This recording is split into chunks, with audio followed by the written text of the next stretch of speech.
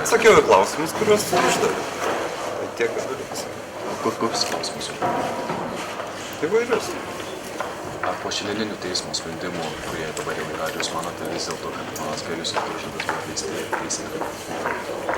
Tiesiog buvo padarytas pagal tuo metu situacijos sprendimas, pagal turimą informaciją, o vertinti, kaip taip yra šiandieną, ar kas ateityje paaiškės, aš tiesiog, ne mano funkcija, tegul vertina tie, kurie užsiema tyrimais ir daro sprendimus. Ar kas nors patarinėjo tuomet čia ministrui Palaičiui atleisti? Gal nurodė?